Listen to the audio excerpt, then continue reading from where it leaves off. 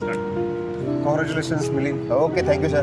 Yeah, just you completed 600 BRM. Yes. So can you just tell your experience? How was it? What was your preparation? How was the route? Then overall your experience. Actually, today I completed 600 right, and this is my first SR title. So I am feeling very proud. All my pain, जे काय मला दुखत होतं काय होतं सगळं इथं आलं, सगळं विसरून गेलो. खूप छान वाटलं. अच्छा.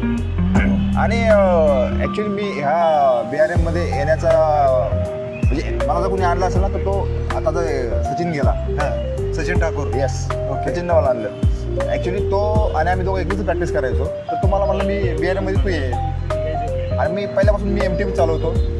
तर तो म्हणला की बघ पॉसिबल असेल तर दुसरी बाईक आहे. ठीक आहे, मग मी त्याबरोबर जॉईन झालो आणि माझं यासारखं हा टायटलच कम्प्लीट झालं. गुड, अभिनंदन. रूटबद्दल काय सांगाल? म्हणजे काय रूट सोपा होता, अवघड होता? ओव्हरऑल कंडिशन्स काय होत्या? ओव्हरऑल मी त्याच रूटवरती 300ची पण राईड केली होती.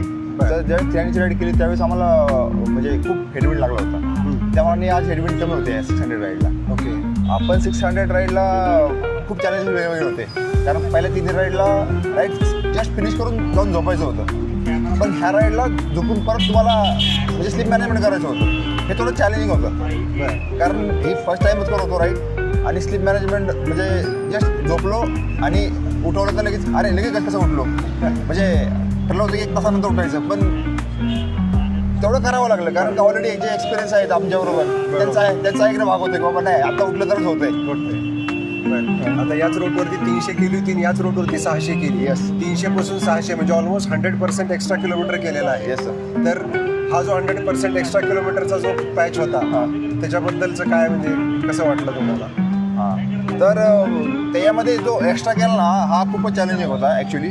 कारण 300ला आपण 1 डेमध्ये रिटर्न येतो माघारी, बरोबर. पण ज्यावेळेस आपण रिटर्न असतो त्यावेळेस एक थोडे वेगळी एनर्जी असते की नाही आता पोचायचं, आपल्याला घरी पोचायचं आहे. पण ज्यावेळेस 600 करायची की आपल्याला तिकडे जाऊन पण उद्या माघारी यायचं आहे, हा एक कुठेतरी चॅलेंजिंग भाग असतो की नाही बाबा आज आपण एवढं गेलो तर उद्या आपल्याला एवढंच परत रिटर्न यायचं आहे.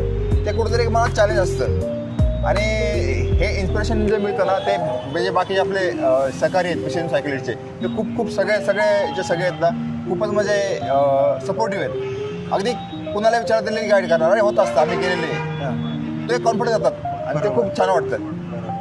आणि आजच्या राईडमधला सगळ्यात चॅलेंजिंग पॉईंट काय होता, किंवा असं काय कुठली सिच्युएशन होती का त्या सिच्युएशनला पूर्ण राईडचं चित्र चेंज झालं? म्हणजे कुठेतरी क्वेश्चन मार्क होता, पण तो क्वेश्चन मार्कचा आन्सर बरोबर त्या टर्निंग पॉईंटला सापडला, असं काय एक्सपिरियन्स होता का त्याच्यात? नाही, आता ॲक्च्युली की कम्प्लीट करायच्या राईड तर आम्ही ऑलमोस्ट म्हणजे सगळ्यात पुढे होतो. कारण का माझ्याकडे धनराज सर होते आणि त्यांच्यापेक्षा बेस्ट गाईड कोणीच नाही आहे. मी त्यांनाच फॉलो करत होतो. फक्त चॅलेंज आलं तर एकदम लास्टला आलं की सरांची सायकल त्यांची बाईक पंक्चर झाली. आणि मग त्यानंतर मला पुढे एकट्याला यावं लागलं. पुढे मला भयंकर ट्रॅफिक लागलं. तेवढंच आहे फक्त ॲक्टिव्ह वाटलं मला, बाकी काहीच नाही वाटलं. अच्छा. आता 600 नंतर पुढचं काय प्लॅनिंग आहे? म्हणजे आता ठीक आहे SR करायचं होतं किंवा SRचा प्लॅन होता, SR पहिलं SR सक्सेसफुली कम्प्लीट केलं. फर्स्ट अटेम्प्टमध्ये केलं. सगळ्यात महत्त्वाचं म्हणजे इच अँड एव्हरी राईड तुम्ही ती राईड एकदा अटेम्प्ट केली आणि फिनिश केली. अशा पद्धतीने SR कम्प्लीट केलं. तर आता पुढचं काय प्लॅनिंग असणार आहे? काय करायची इच्छा आहे किंवा काय टार्गेट्स काय? पुढच्या तर म्हणजे पुढच्या राईड होणार मला 1000-12,000च्या 1200च्या. पण आता मला थोडा एक्सपिरियन्स गोळा करावा लागला माझ्या जे ऑलरेडी केलेले आहेत मित्रांनी आपल्या मिशन सायकलिंगमधून. तर त्यांच्याकडून एक्सपिरियन्स गोळा करतो. एक्सप्रेशन काय असतं की ह्यासाठी वेगळा की काय करावं लागेल. ऑलरेडी मेन म्हणजे मला सायकल अपडेट करावं लागेल. कारण का मी ज्या सगळ्या राईड केल्या त्या MTBवर केलेल्या आहेत. ओके. त्यामुळे आता मला रोड बाईकवर शिफ्ट करणं मस्ट असं वाटतंय मला. कारण काय एवढ्या मोठ्या राईडला मला नाही वाटत की MTB म्हणजे चालू शकतो मी.